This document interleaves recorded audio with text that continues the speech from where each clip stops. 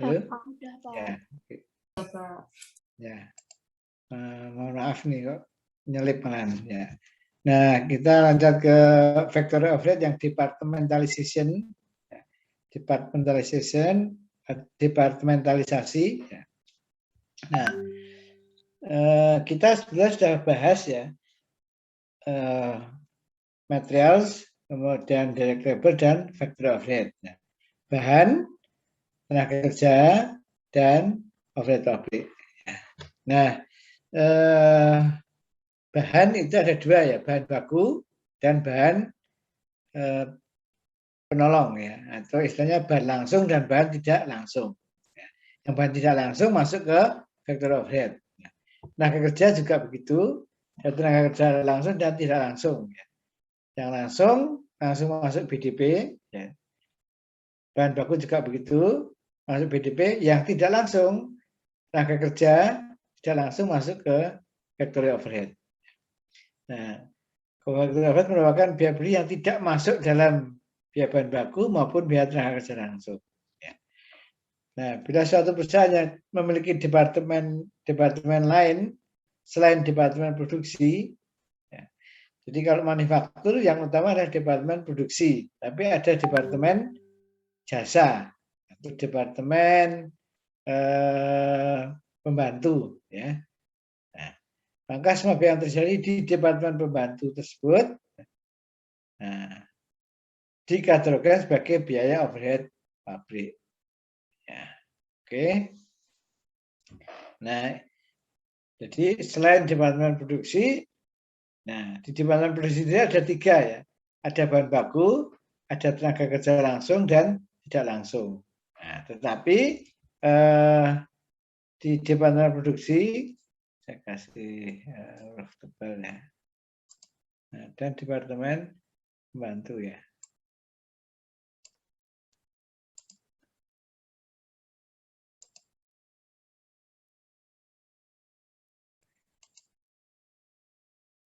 Oke,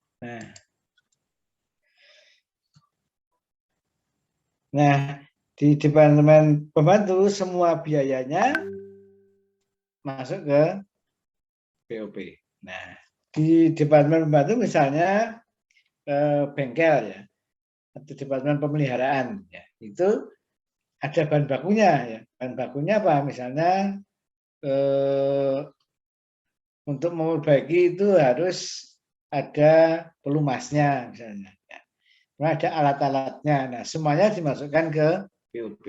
Ya. Dikategorikan sebagai BOP. Itu ya. Jadi yang Anda perlu cermati pertama adalah bahan baku, tenaga kerja langsung, dan overhead pabrik itu ada di departemen produksi. Ya. Nah, di departemen pembantu, semua biaya, kalau ada tenaga kerja, ada bahan baku, ada overhead pabrik di departemen pembantu ini dimasukkan ke BOP semuanya. Nah, ini masuk ke BOP. Nah, BOP muncul dari biaya yang harus dikeluarkan untuk pemakaian bahan tambahan. Tenaga kerja tidak langsung, pengawasan mesin, pajak, asuransi, dan sebagainya. Nah, kita mengenal ada actual factory overhead dan applied factory overhead. Actual adalah biaya overhead yang benar-benar terjadi saat proses produksi. Ini nggak saya pakai beban ya. Jadi biaya yang benar-benar terjadi. Ya. Nah, oke. Nah, sekarang yang kedua adalah applied factory overhead, itu factory overhead yang dibebankan. Ya. Merupakan biaya pabrik yang sudah dianggarkan untuk proses produksi. Ya. Dihitung dengan menggunakan tarif disebut dengan predetermined overhead. Ya. Nah, jadi untuk proses produksi tertentu ya. Nah, tarif dihitung berdasarkan estimasi biaya pabrik dibagi dengan cost drivernya. Ya, cost drivernya itu macam-macam ya. Ada tenaga kerja langsung, ada biaya bahan baku dan seterusnya. Kita pernah bahas ini ya. Terus cost driver adalah aktivitas yang memicu timbulnya biaya. Aktivitas yang memicu timbulnya biaya. Misalnya aktivitas produksi yang diukur dengan jumlah jam kerja, direct labor hours, atau jam mesin, atau biaya bahan.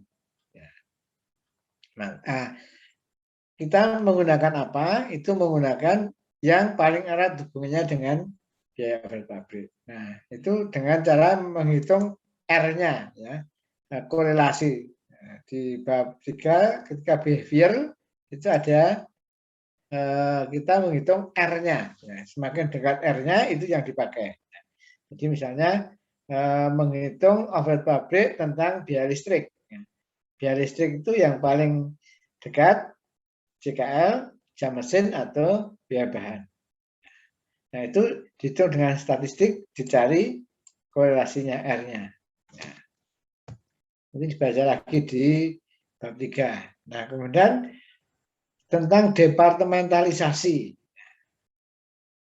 Departementalisasi itu memilah-milah menjadi beberapa departemen. Ya, jadi dalam satu pabrik dibagi dengan beberapa departemen, misalnya departemen 1, 2, dan 3. Seperti waktu kita membahas proses costing ya. Nah, departemen yang dibentuk mendapat alokasi factory overhead.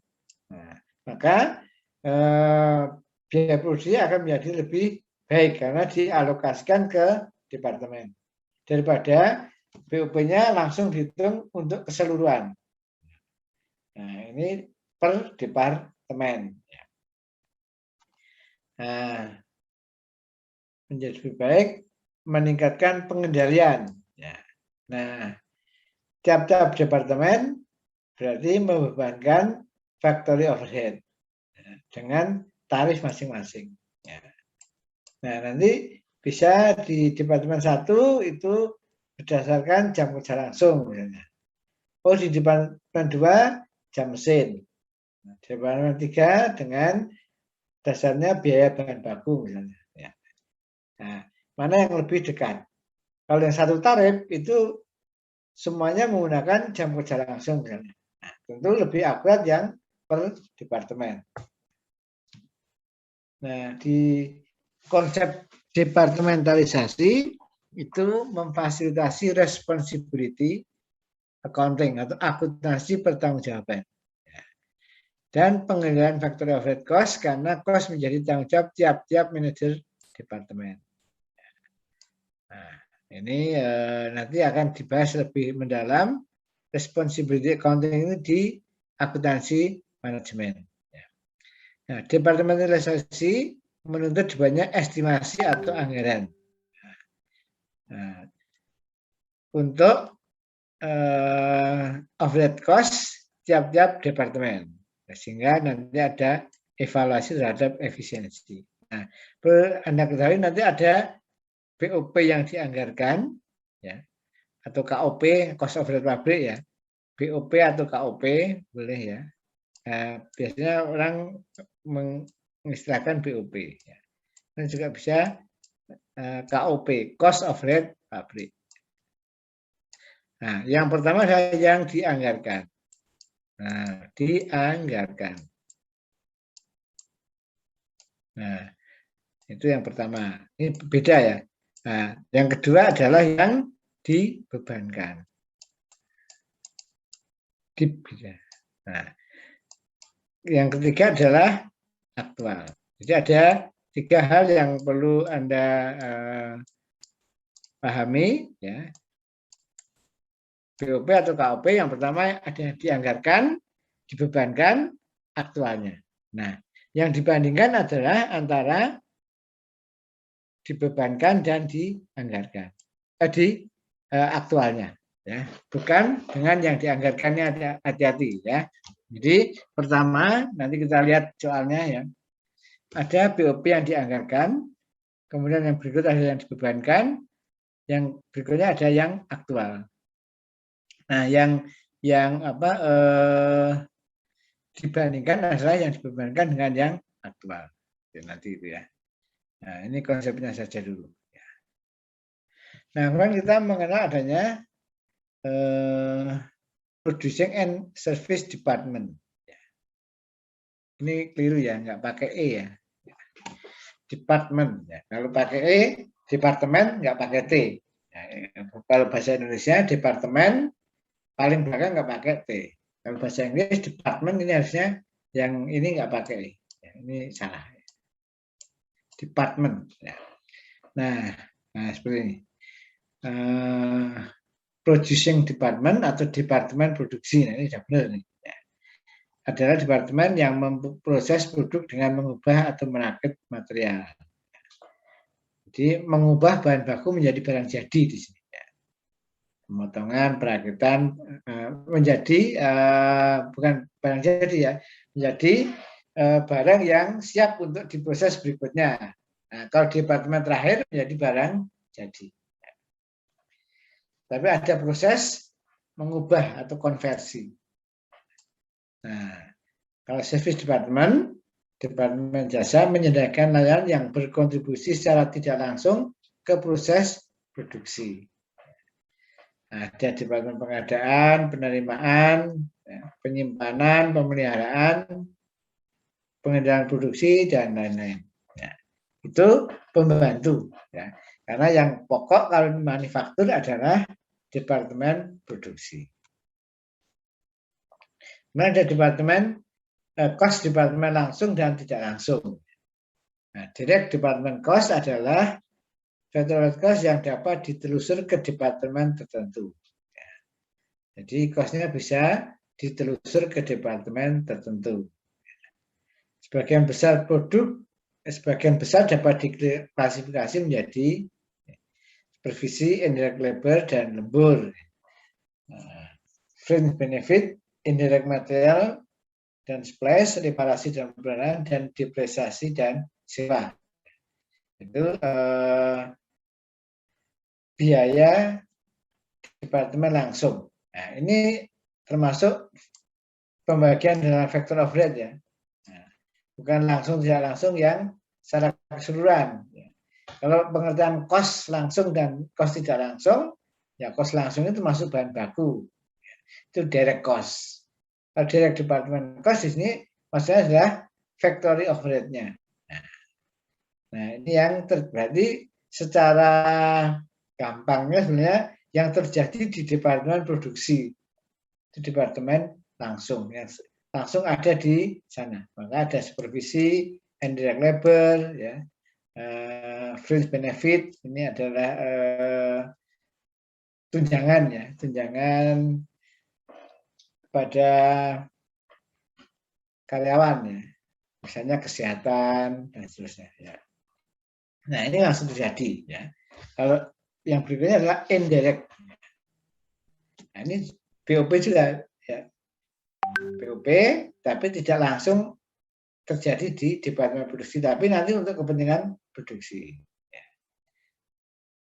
Nah, termasuk di sini adalah listrik, sewa, depresiasi itu menjadi biaya tidak langsung. Nah, juga dari departemen-departemen yang ada, dari departemen pembantu itu termasuk yang tidak langsung. Nah, nanti ini harus dialokasikan secara proporsional ke departemen-departemen. Nah, misalnya ada 3 departemen, maka biaya listrik, sewa, dan depresiasi itu dialokasikan ke 3 departemen itu. Kalau ini sudah ada di departemen yang bersangkutan. Nah, departemen A ada ini, B ada ini, C ada ini. Nah, oke. Nah, yang E ini ya, ini kalau gedungnya jadi satu, ini berarti masuk tidak langsung. Tapi kalau gedungnya sudah dipisah-pisah, maka ini menjadi direct departemen. Ya. Jadi kalau ABC dalam satu gedung itu termasuk indirect. Tapi kalau ABC itu gedungnya sendiri-sendiri, nah, depresiasi ini bisa menjadi direct departemen. Nah, maka nanti alokasinya yang paling baik ya, berdasarkan pemakaian biaya. Nah, kalau tidak bisa gunakan ukuran outputnya. Kalau tidak bisa juga gunakan ukuran yang mencerminkan pemakaian biaya oleh tiap-tiap departemen. Nah, ada 3 perhitungan Department Overhead Rate itu ada yang langsung, direct method, bertahap, step method, dan ini ya, bertahap tidak timbal balik. Kalau ini timbal balik ya, metode timbal balik yang terakhir ya. Sorry. Yang terakhir itu metode timbal balik atau aljabar.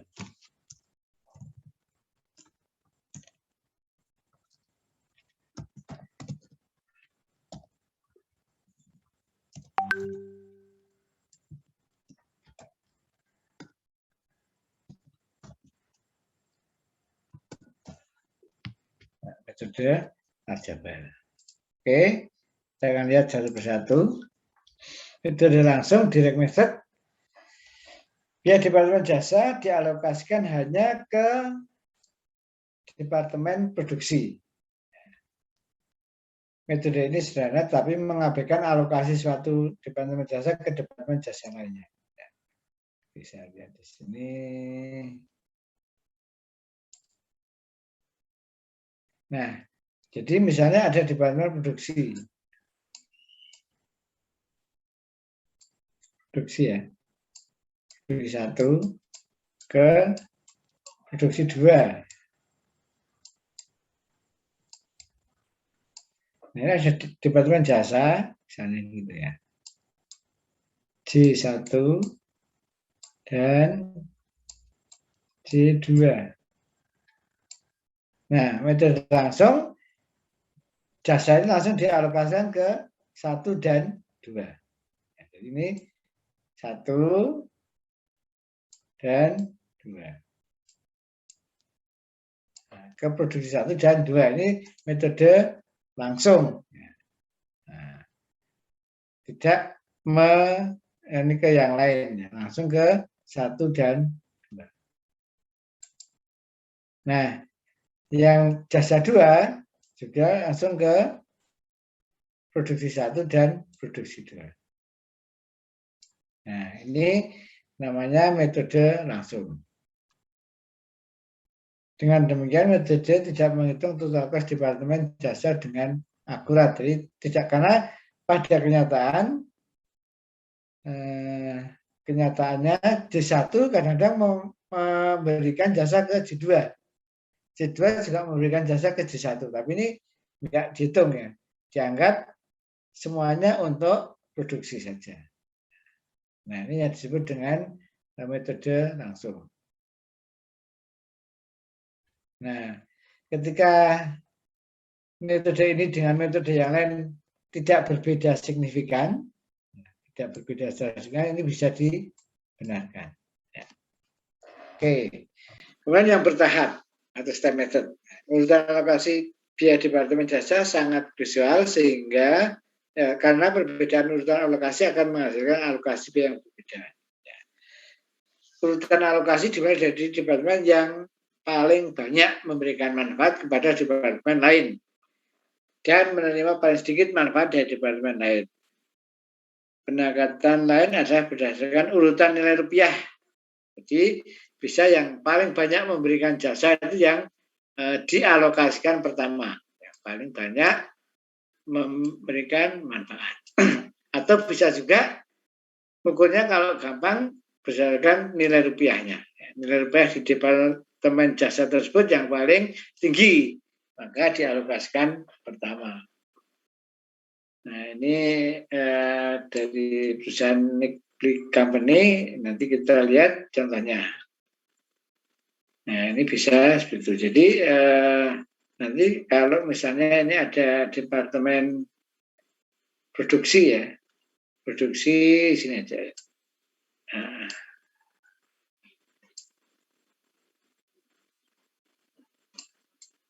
P1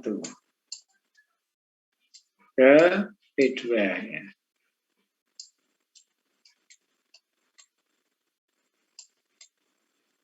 Nah, setelah itu selesai ya, digudang ya. Nah, departemen jasanya adalah jasa 1 dan jasa 2 misalnya. J1 dan J2. Nah, misalnya J2 ini yang paling besar ya. Dan dipakai sebagai urutan pertama, maka J dialokasikan ke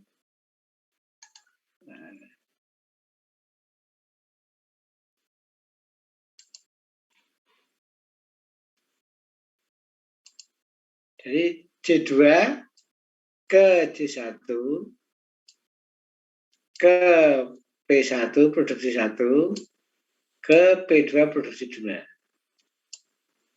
Nah, setelah itu J1 setelah mendapatkan dari J2 baru dialokasikan ke 1 dan 2.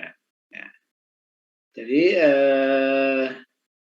J1 itu setelah mendapat alokasi dari J2. Maka ini ke P1. Kelihatan ya.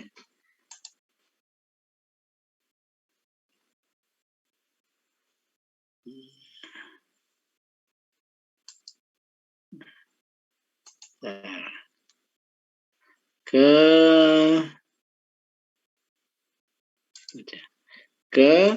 P1 dan P2. Tapi J1 setelah mendapatkan dari J2. Jadi J1 di sini sudah ditambah persentase dari J2. Nanti bisa juga terbalik ya. J1 yang pertama kali ke J2, baru J2 ke P1 dan P2. Nah, ini J2 dulu ke J1, P1, P2, kemudian J1 setelah mendapat persentase tertentu dari J2, baru ke P1 dan P2. Nah, nanti kita lihat contoh soalnya nanti ya. Kemudian yang simultan. Simultan itu mengatasi kelemahan dari metode bertahap.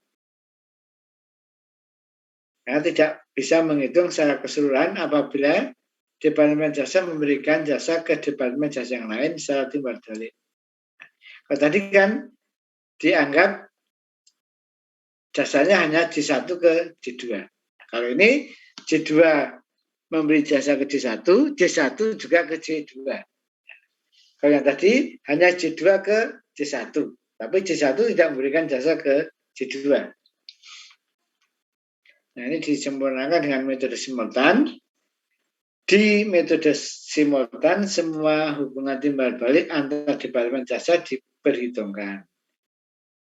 Nah, ini menggunakan aljabar. Jadi ini misalnya ya ada departemen di sini P1 dan P2 yang simultan ya, atau metode aljabar.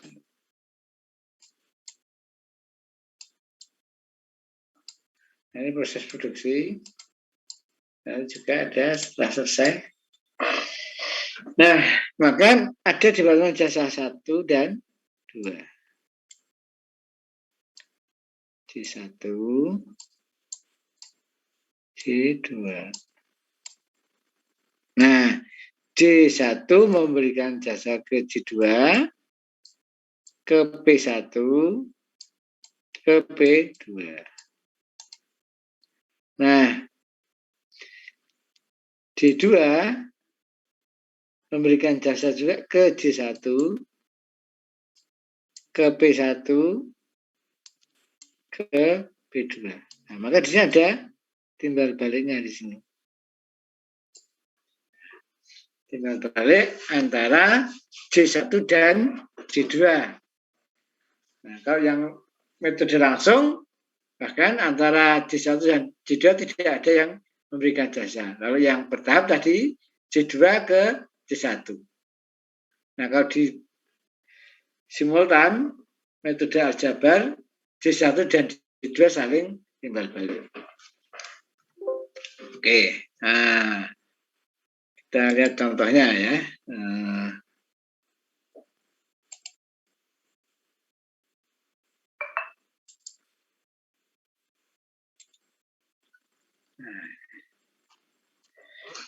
Contohnya di sini.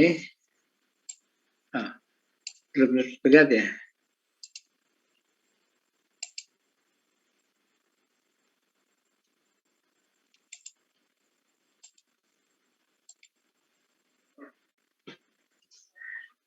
Sudah kelihatan? Sudah, Pak. Sudah, Pak. Oke. Nah, ini perusahaan Nickel Bay memiliki dua departemen produksi yaitu A dan B. Terdapat dua departemen jasa yaitu Y dan Z. Departemen jasa Y memberi manfaat untuk Z, A, dan B. Ini yang mana ya? Langsung ya. Nah,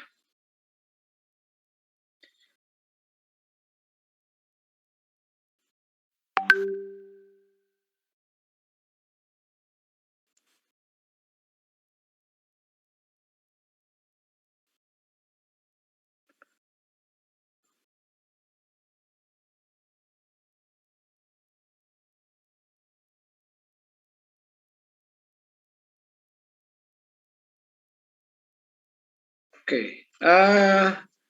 Ini departemennya ini ya. Kalau langsung berarti nggak ada setnya ini ya. Di setnya nggak ada. Departemen A dan B terdapat dua departemen jasa yaitu Y dan Z. Y memberi manfaat untuk A dan B, Z juga untuk A dan B. Jadi nggak ke Y. Ya, jadi ini seperti yang tadi ya. Departemen jasa Y itu langsung ke A dan B, dan Z juga ke A dan B. Nah ini untuk penghitungannya ya, untuk perhitungannya. Tapi dalam kenyataannya itu dia sebenarnya memberikan juga jasa ke produk yang lain. A, B, dan Z. Yang Z, A, B, dan Y. Tapi dalam penghitungan departemen secara langsung, itu kita anggap Y ke A dan B, Z ke A dan B. Oke, maka Y itu dialokasikan ke A dan B. Z juga ke A dan B. Ya, jadi yang Y ke Z dan Z ke Y ini tidak dihitung. Maka caranya gimana? Untuk menghitung distribusi jasa Y ke A dan B, maka Y-nya ini kan kita tahu A 20%, B 50%. Ya. Maka membaginya Y ke A dan B itu adalah Y ke A dan B-nya. A 40%, B 40%, Z 20%. Nah, maka Y ke A dan B yang ke Z nggak dihitung. Maka Y hanya ke A dan B, maka A dan B itu kalau di persentase 40% plus 40%, 80%. Maka ngitungnya A dapat berapa? 40% per 80%. 40 per 80 itu setengah atau 50%. Y ke B berapa? 40% per 80%. Nah, ini dijumlahkan dulu. Sama dengan setengah atau 50%. Nanti untuk Y 50% ke A dan 50% ke B. Ya. Kemudian Z. Z itu ke A 20%, B 50%, Y 30%. Nah, Z ke Y-nya nggak dihitung kalau metode langsung. Maka 2 per 50 ini ditambahkan 70%. Ya, maka set ke A itu 20 per 70. Ya, 20% per 70% atau 2 per 7. Ya. Set ke B 50% per 70% atau 5 per 7. Nah, dikalikan jumlah tertentu. Oke. Nah, ini ya. Jadi yang ini misalnya Y-nya 36 ini.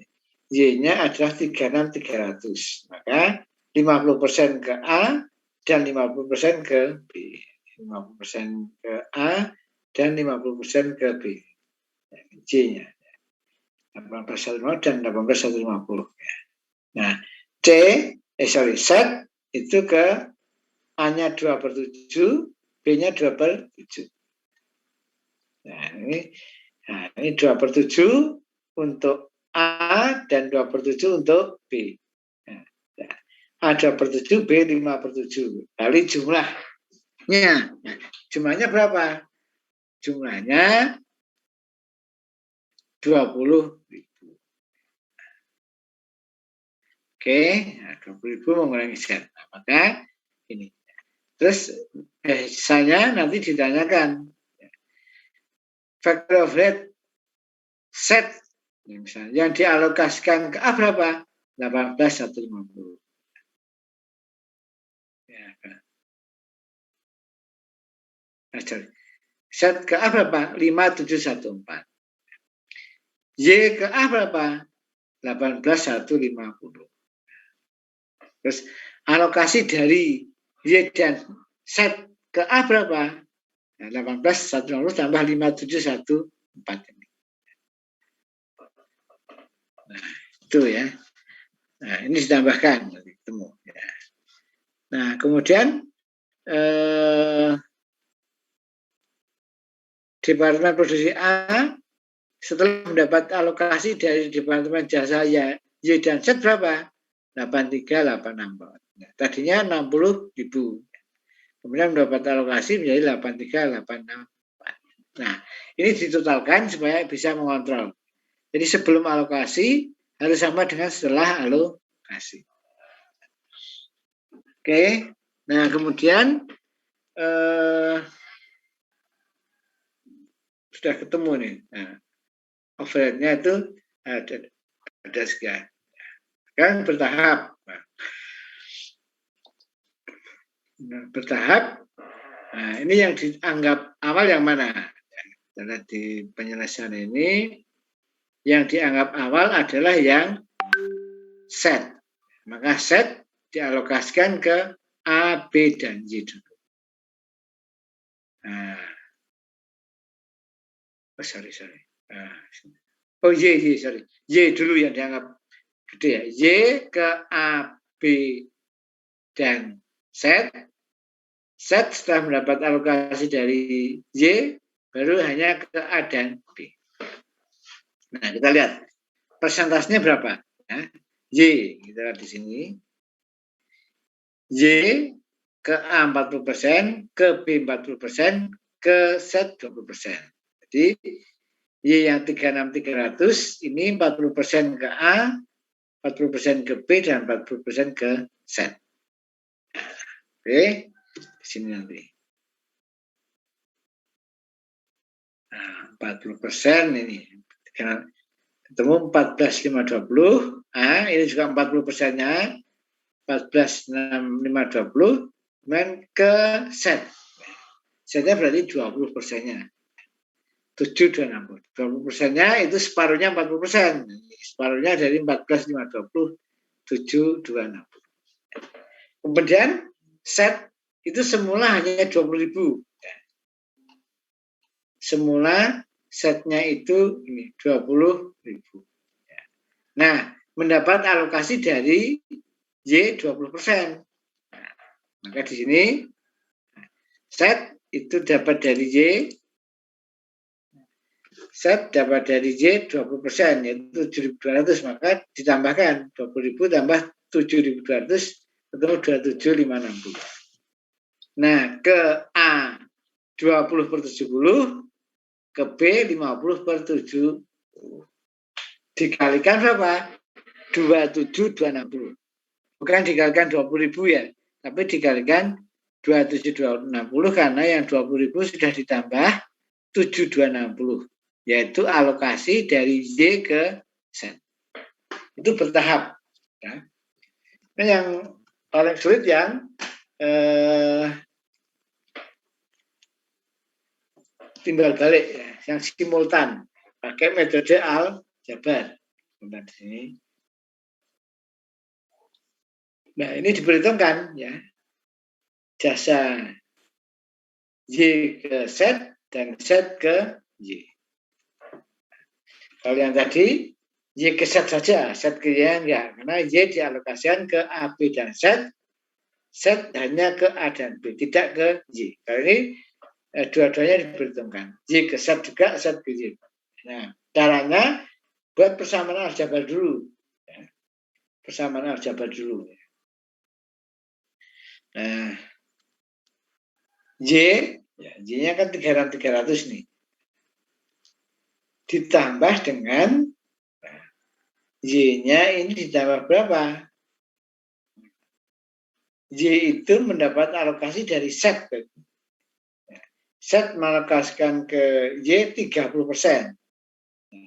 Jadi Y-nya itu adalah Y yang mula-mula 300 tambah 30%, ini 30% dari Z. Nah, ini itu persamaan aljabarnya. Jadi Y 36.300 ditambah bagian dari Z, yaitu 30%. Nah, yang Z ini mendapat dari Y berapa? 20%. Maka Z sama dengan 20.000 plus 20% dari Y atau 0,2 Y. Nah, tinggal nyomot dari sini.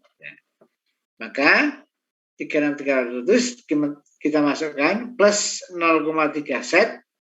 Z-nya diganti dengan 20.000 plus 0,2 Y.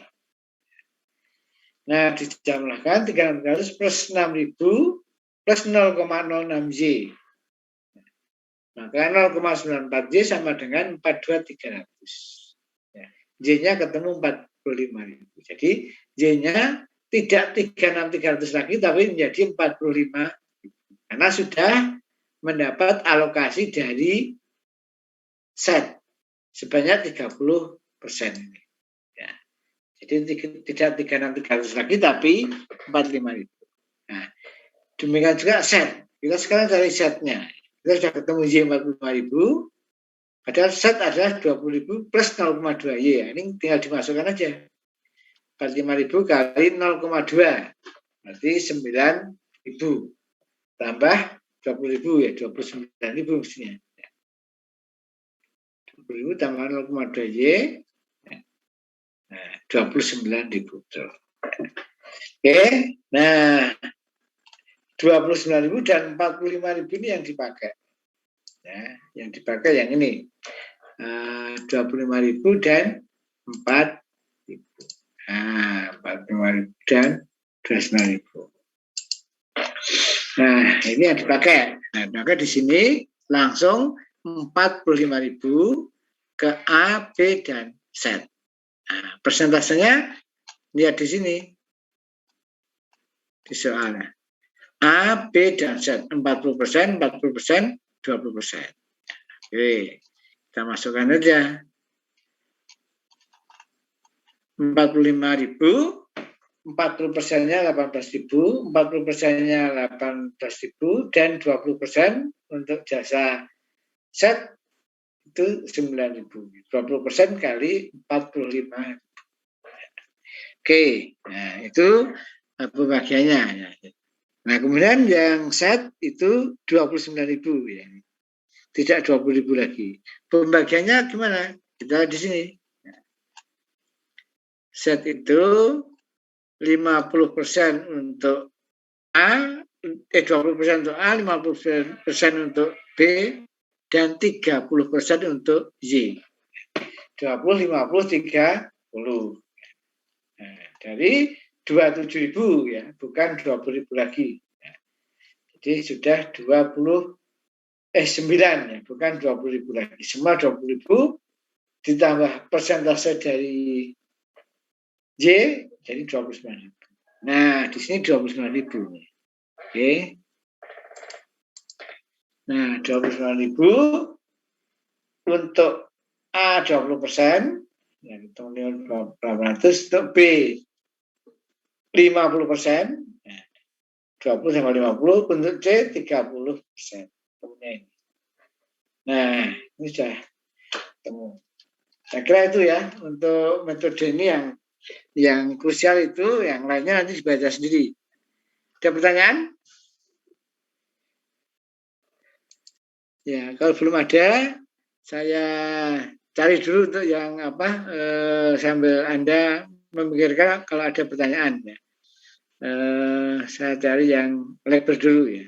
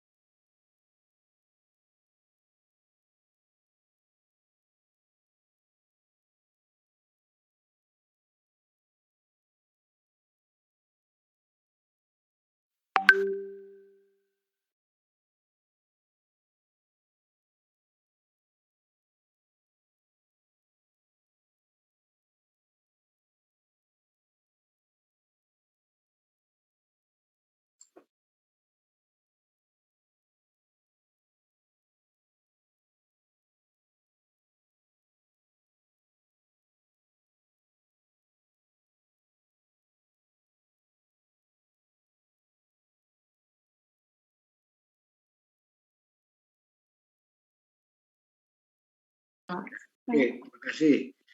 Nah, ini untuk tenaga kerja ya, yang minggu kemarin sudah kita bahas untuk bahan. Jadi untuk yang tenaga kerja kita bahas tersendiri ya.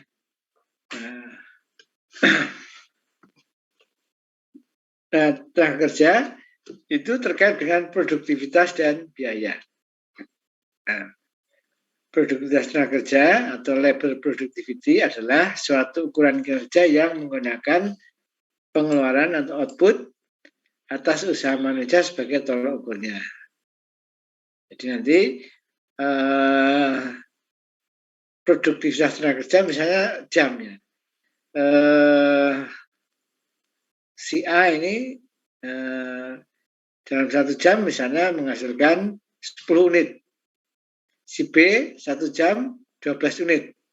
Maka tentu si B akan lebih produktif dibanding A. Karena dalam waktu 1 jam si B menghasilkan lebih banyak. Nah, ukurannya adalah 12 per 1. Ya. Nah, per jam ya, 12 per 1. Yang 1 10 per 1. Nah, kalau kerjanya 8 jam, ya nanti outputnya berapa dibagi jamnya. Nah, itu untuk mengukur produktivitas. Nah, produktivitas secara luas itu mengenai efisiensi. Dan efisiensi berapa sumber daya yang dikonversi menjadi komoditas atau jasa. Nah, nanti kita akan ada perencanaan produksi yang dilakukan oleh manajer dan ini konsisten dengan rencana lain yang ada di perusahaan, ya, seperti anggaran operasi, rencana untuk investasi modal, riset, teknologi, pengembangan karyawan dan sebagainya. Ya. Ini produktivitas dan biaya tenaga kerja. Nah, tujuan pengukuran produktivitas apa tujuannya? Ya? Memberikan indeks, ya, yang pada dan akurat membandingkan aktual dengan standarnya. Jadi aktualnya itu misalnya 10 unit per jamnya. Nah, padahal standarnya adalah 12 unit per jamnya misalnya. Nah, paling banyak tadi ya per jam tenaga kerja. Kemudian ada yang namanya rating kerja atau performance rating. Kecepatan seorang yang sedang diamati dalam bekerja. Kemudian dicatat. Nah, waktu normal ada juga waktu normal. Waktu yang diperlukan oleh seorang untuk melakukan pekerjaan ketika bekerja dalam keadaan normal. Normal itu tidak buru-buru, ya, tapi tidak juga terlalu lambat, ya. Orang bekerja biasa itu normal. Kemudian ada standar. Nah, standar ada waktu normal ditambah waktu pribadi, ya. Ada jam istirahat dan seterusnya. Nah, ini kira-kira berapa lamanya. Nah, kadang-kadang juga ada kerusakan mesin, nanti di rata-rata. Nah, kemudian ada rasio efisiensi produktivitas atau productivity efficiency ratio, mengukur output dari suatu individu relatif terhadap standar kinerja. Nah, dampak ekonomi dari produktivitas mana ya? Semakin produktif, maka laba bisnis dan pendapatan real pekerja akan meningkat. Nah, maka kalau meningkat, masyarakat memperoleh output lebih banyak dan lebih baik. Ya. Jadi produktivitas misalnya dari China, produktivitasnya tinggi sehingga barang-barangnya juga menjadi banyak. Ya. Dia labanya meningkat, kita juga bisa mendapatkan barang yang lebih baik dan lebih murah. Kalau nggak produktif, barangnya sedikit, maka jadi mahal. Ini ya, kalau produktivitasnya menurun, apa bisnis dan pendapatan menurun, pendapatan pekerja dia juga menurun, biayanya tinggi. Biaya per unitnya tinggi, harga jualnya tinggi. Oke, jadi ini efisiensi ini sudah membuktikan ya, produk-produk elektronik buatan China itu lebih murah ya. Dan sekarang bisa memenangkan persaingan. Oke. Nah, kemudian ada rencana pemberian insentif, memberi imbalan bagi pekerja sesuai dengan output yang berkualitas tinggi. Oke. Rencana pemberian insentif harus diterapkan sosialisasi pekerja dapat meningkatkan output. Menyediakan lebih banyak upah yang proporsional, menetapkan standar yang adil, sederhana dan mudah dimengerti. Tujuan utama pemberian insentif mendorong pekerja agar memproduksi lebih banyak dan memperoleh upah yang lebih tinggi. Nah, ini contohnya ada di buku. Operasi baru dilakukan suatu bangunan disewa dengan biaya 2.400 per bulan atau per hari 0,80 dolar per hari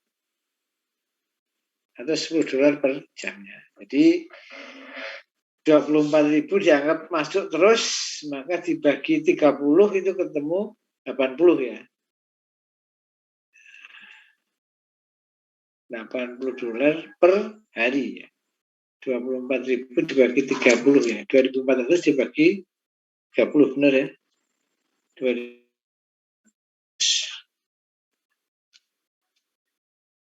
80 dolar per sehari itu 8 jam. Ya, nah 10 dolar per jam. Terus depresiasi, asuransi, pajak ini 64 dolar per hari.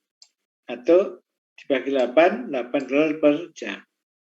Ada 10 pekerja yang bekerja selama 8 jam per hari dengan upah 6 dolar per jam. Dan setiap pekerja memproduksi 40 unit. Nah, setiap pekerja memproduksi 40 unit per hari. Setiap pekerja memproduksi 40 unit per hari. Maka per jamnya ya, berarti dibagi 8, 50 unit per jam.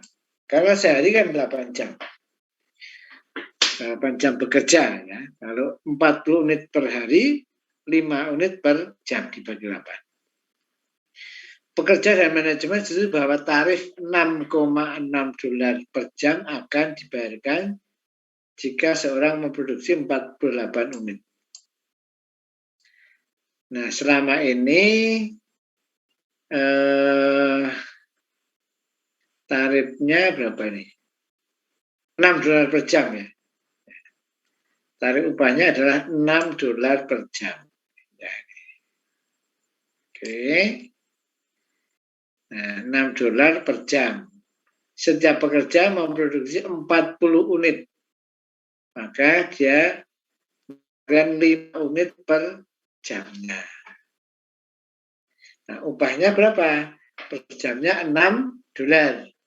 Maka kalau dalam satu hari itu mendapatkan 6 kali 8 ya. 6 kali 8 berarti 48 dolar.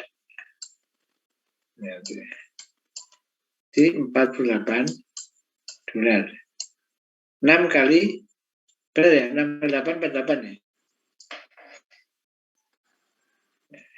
Nah, kemudian ini ada persetujuan dari manajemen. Oke, saya naikkan 6,6. 6,6 per jamnya. Maka kalau pekerja itu bekerja 8 jam per hari, maka dia akan mendapatkan 6,6 kali 8. Ya, 6,6 kali 8, 52,8.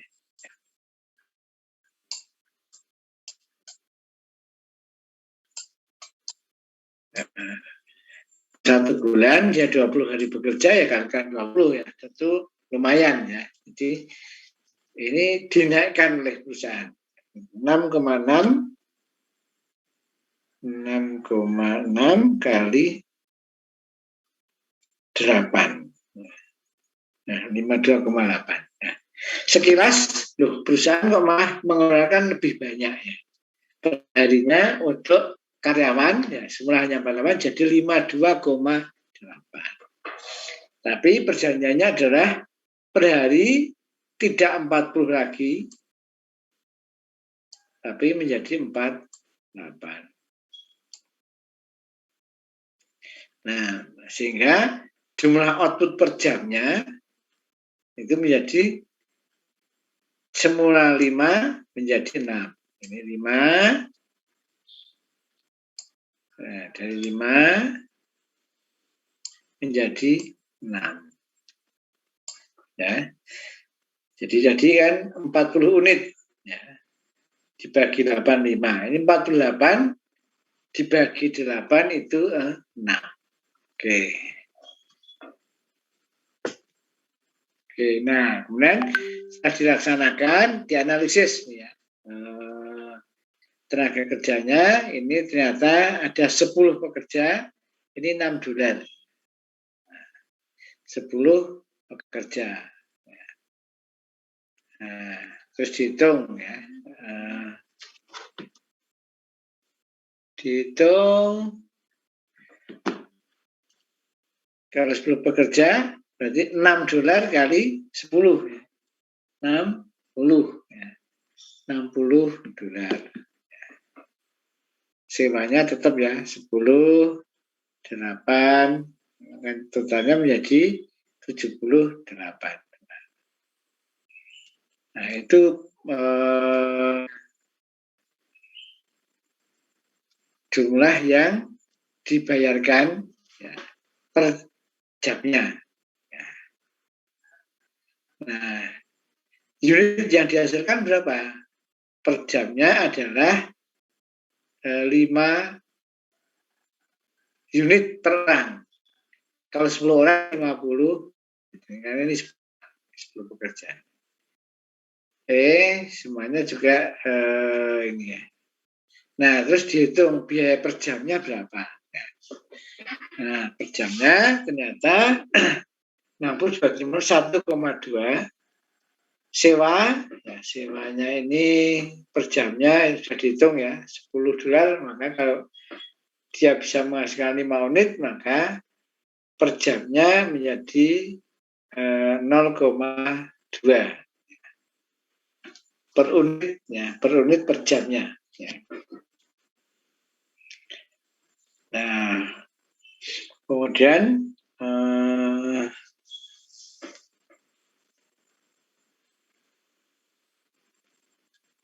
untuk penyusutan juga 0,16 dan totalnya itu ada jumlah ya, ini jumlah ya.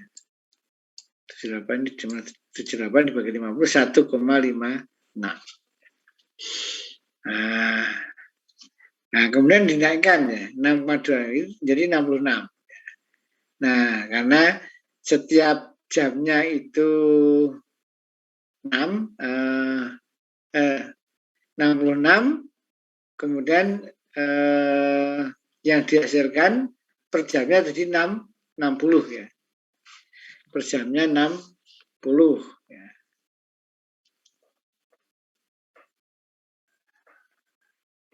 Nah, per jamnya 6 unit, kalau 10 orang kan 60 unit. Nanti di buku ada. Nah, ini juga 60, maka dibagi. Nah, dibagi 10 per 60, 66 per 60, 1,1. Nah, ternyata hasilnya per jamnya itu 1,4. Ini 1,56, berarti ada penurunan ya. Nah, per jamnya ternyata turun ya, kosnya, padahal perusahaan mengeluarkan uang lebih banyak. Nah, di sini dikatakan biaya per unitnya itu turun. Nah, karena apa?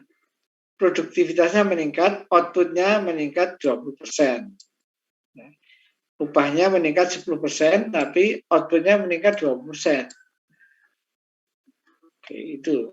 Nah, overhead sama ya, overhead tetapnya sama. Oke. Nah, penggunaan insentif itu ketika karyawan memandang insentif sebagai bagian dari gaji pokok. Ya. Nah, ini ada unit kerja straight Pittsburgh ya. Tapi ini ada di perhitungan untuk buku yang lama ya, buku yang baru malah nggak ada. Buku yang baru nggak ada, ya. Maka nanti Anda coba baca sendiri ya, karena di buku yang baru ternyata tidak ada. Nah, kita bahas saja, kita lewati ya.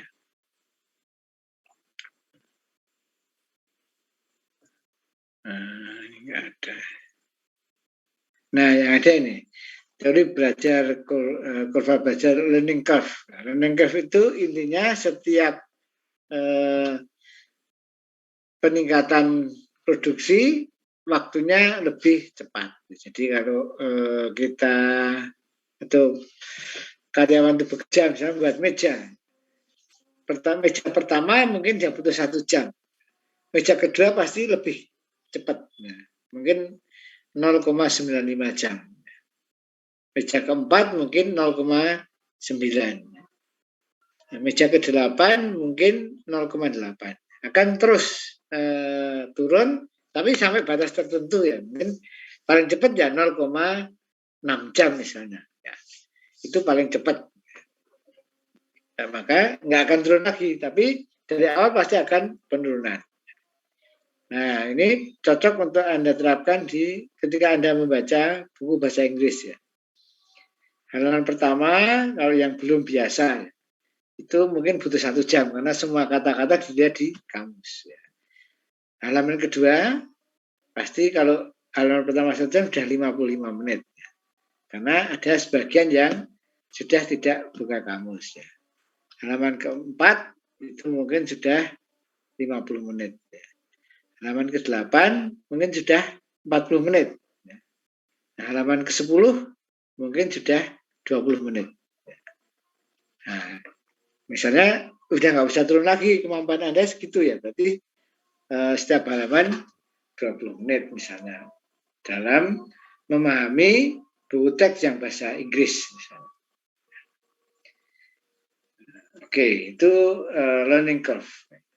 Nah, jadi kalau ada penurunan lagi ya mungkin menit ke-20 itu sudah cuma 10 menit karena sudah tidak ada kata-kata yang buka kamus ya. Atau kalau ada hanya 1-2 kata dalam satu halaman. Nah, coba dibuktikan saja. Ya.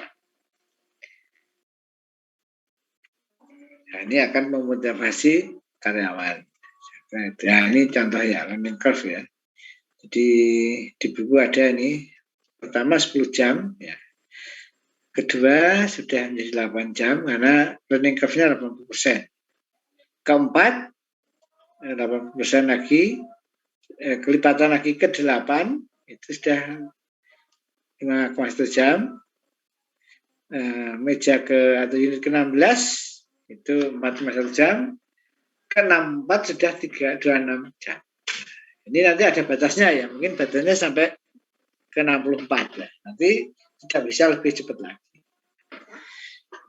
Oke, ini disebut kurva belajar, learning curve.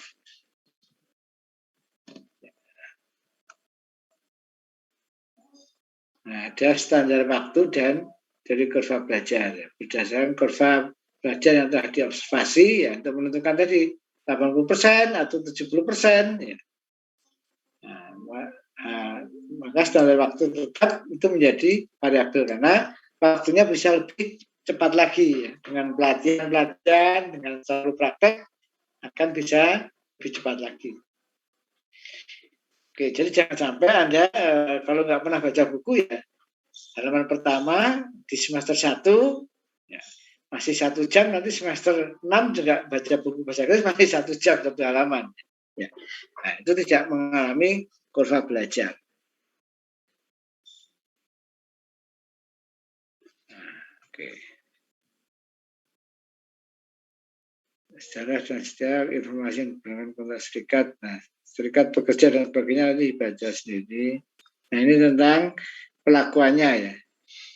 Nah, di akuntansi keuangan nanti ada total waktu kerja untuk setiap pekerjaan disimpan. Di akuntansi biaya catatan waktu kerja untuk setiap pesanan, proses, dan departemen dari setiap pekerja serta biaya yang terkait disimpan. Ini lebih ke totalnya. Kalau ini per pesanan atau proses atau departemen, lebih rinci. Nah, kemudian jumlah pendapatan atau penjualan ya, harian, mingguan, setiap pekerja dimasukkan ke catatan gaji. Nah, ini untuk pendapatan untuk penggajian ya, jadi untuk karyawan ya. Kemudian kalau di akuntansi biaya, jam dan biaya tenaga kerja langsung dimasukkan dalam kartu pesanan atau laporan biaya produksi. Kartu pesanan kalau job order costing, laporan biaya produksi kalau proses costing. Nah, tenaga kerja tidak langsung dimasukkan dalam kertas dianalisis sebagai biaya departemen. Oke. Nah, setiap periode pengajian, total jumlah apa yang terutang ke pekerja menghasilkan jurnal.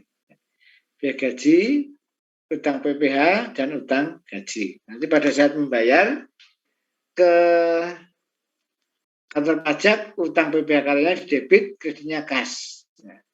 Membayar ke karyawan, utang gaji debit, kreditnya kas. Nah, untuk akuntansi biaya, untuk tenaga kerja langsung BDP, tenaga kerja tidak langsung ke BOP, pengendali overhead pabrik. Nah, kreditnya biaya gaji. Nah, ini sama dengan di sini. Nah, kemudian tenaga kerja tidak langsung ini menjadi bagian dari buku pembantu atau subsidiary ledger.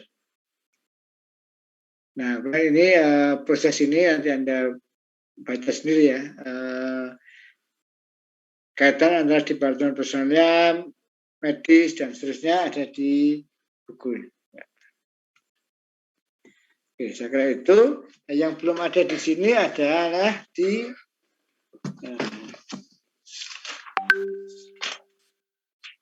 appendix-nya ya. Appendix-nya tolong Anda pelajari nanti. Ada yang pertama di halaman 240 itu overtime. Kalau ada overtime itu bagaimana kita menghitung overtime ya. Di situ contohnya ya, coba Anda buka ya. Yang kerja reguler itu 320 dolar, 40 kali 8. Lemburnya overtime 5 kali 8, 40. Nah, overtime premium 5 kali 4, 20. Total apa? Gaji yang diterima karyawan 380. Itu gaji kotor ya. Nah, itu ditanya karyawan bekerja selama 45 jam. Yang wajib itu 40 jam. Maka kalau dia bekerja 45 jam, itu yang 5 jam adalah lembur. Ya. Nah, lembur itu yang 5 jam itu dibagi 2 ya. Karena lembur biasanya mendapatkan upah atau gaji 1,5 kali. Ini per jamnya 8 dolar. Maka yang 40 itu digaji 8 dolar per jam. Yang 5 jam ya, overtime-nya itu digaji 12 jam. Ya. Overtime. Nah, maka dibedakan nanti yang kali 8 tarif normal itu masuk BDP, ya. Yang kali 4 itu masuk ke factory overhead. Ya, nanti ke ini. Jadi nanti yang masuk ke factory overhead yang 5 kali 8. 5 kali 4, 20. Jadi nanti jurnalnya debitnya BDP 360 ya. Anda perhatikan, Anda baca di situ. Jadi BDP-nya bukan 320 tapi 360. Terus debit lagi factory overhead control atau pengendali BOP 20. Nah, terus kredit payroll-nya itu gajinya adalah 360 kredit. Ya. Kemudian ada overtime. Ya. Overtime-nya 20. Oke, itu terus untuk yang ini bonus ya, di halaman 241 itu. Nah, ada soalnya, nah ini Anda perhatikan ya. Debitnya BDP, berarti untuk yang gajinya, nah, yang 10 ini adalah bonusnya. Nah, penghitungannya di atasnya. Nah, kreditnya adalah gaji 250 dan 10 bonusnya ini. Nah, kalau vakasi juga sama ya. Dihitung nanti vakasi untuk tenaga kerja langsungnya 300 masuk BDP bagian proses, yang vakasi 12 itu masuk factor overhead control. Nah, kreditnya juga payroll atau gaji, ya biaya gaji. Nah, dan yang satu adalah utang vakasi 12. Nah, ngitungnya gimana? Dapat 12. Nah, ada Anda baca di atasnya itu. Yang bonus itu dapat 10. Nah, ada perhitungannya nanti dihitung ya. Nah, yang vacation juga 12 itu ada perhitungan di atasnya. Oke. Saya kira itu yang penting ya. Silakan, ada pertanyaan? Ya, kalau enggak kita tutup. Silakan di screenshot dulu dari Siwi.